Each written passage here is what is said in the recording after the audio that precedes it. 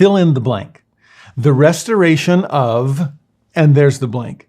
How would you do it? Most people, I think, I've done this with my classes before, my students, and they will typically come up with three answers. The restoration of the church, the restoration of the gospel, or the restoration of the priesthood. Now, section 84, this week's material, is a revelation on priesthood. So yes, we could talk about the restoration of the priesthood here, but that's not what the Lord does. In fact, those three are not really scriptural phrases. There is one passage that speaks of the restoration of the priesthood, but for the most part, the Lord talks about restoring other things far more often. And the way he prefaces this revelation with talk of restoration is incredibly powerful because it gets us laser focused on what it is that God exactly is trying to restore.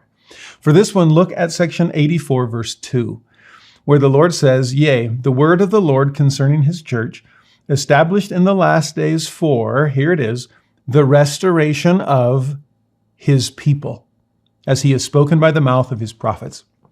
That's the real goal. That's the ends. Everything else is means. Yes, he needs to restore the church and the gospel and the priesthood. But why? Because he wants to restore his people.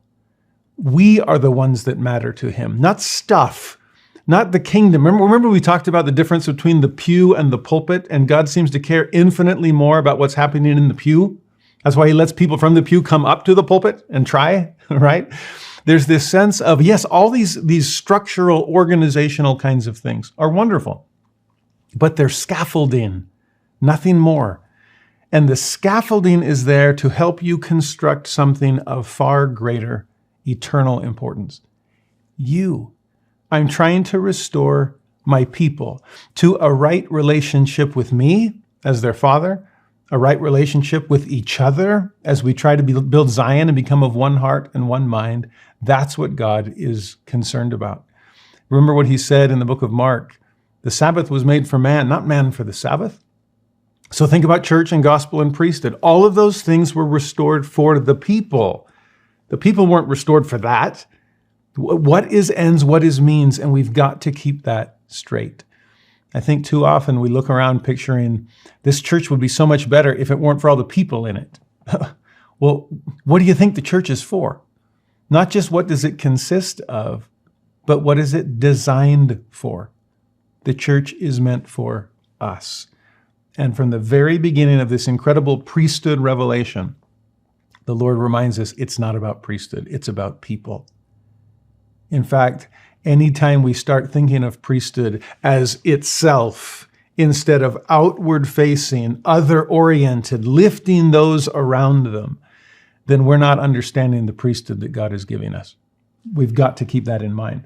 Now, he goes on in this passage, though, to put everything we're going to see from this point forward in a fascinating context. Right after talking about restoring his people, he then says, it's also for the gathering of his saints to stand upon Mount Zion, which shall be the city of New Jerusalem, which city shall be built beginning at the temple lot.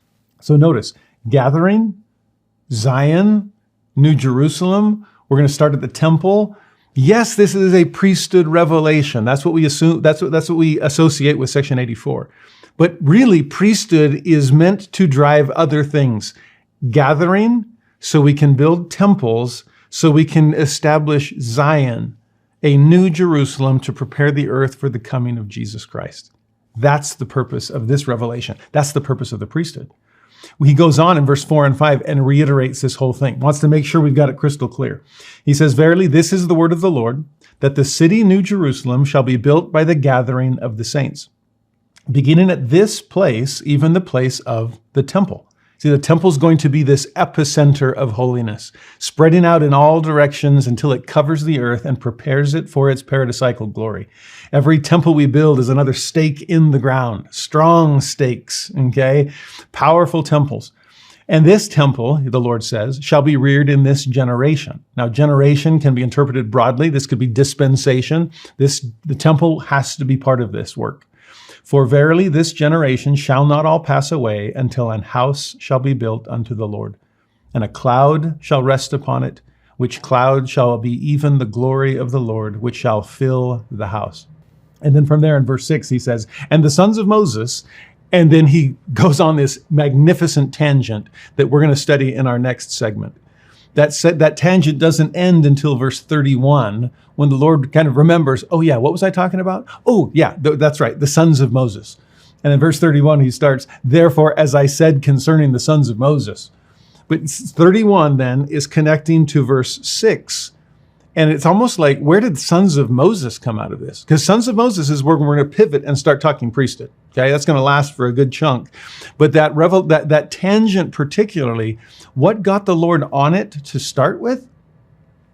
Think about it in these terms. Yes, I'm going to talk about priesthood in this revelation. And the tangent itself is nothing but priesthood focused. But what's the context in which he places this conversation about priesthood? We are going to need to gather.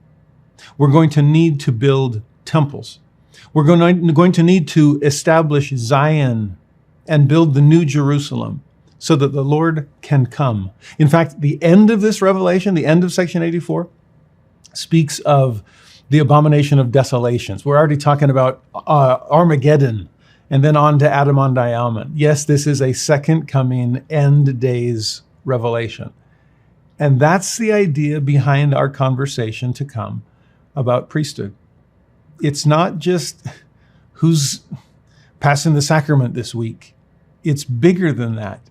In terms of its ordinances, its authority, what it is trying to accomplish, we're building the kingdom of God upon the earth. We are preparing for the second coming of Jesus Christ. This is his church and kingdom. This is his priesthood, authority, and power. These are his people, and he is asking us to live up to those priesthood privileges. Everything we study from this moment forward. I hope we enjoy the discussion. I hope we open the eyes of our understanding as far as what priesthood is all about, but don't get lost in those weeds. Make sure we see the forest for the trees, and with every priesthood plant, the forest is faith in Jesus Christ as we are preparing for his return. This is Zion. This is the New Jerusalem. And this is exactly what God wants us to be engaged in. What sparked his thought about the sons of Moses? Well, when he spoke about temples in the New Jerusalem, it will be filled with a cloud, which is the glory of the Lord. Cloud of smoke, pillar of fire, Exodus, leading the people under Moses' direction out of Egyptian bondage towards a glorious land of promise. If that doesn't describe the reason for these restorations, I don't know what does. So, sons and daughters of Moses, may we pull up our bootstraps, make sure we are fully focused on the work ahead of us, and may we build Zion in order to restore all things. Most of all, to restore one another to a right relationship with God.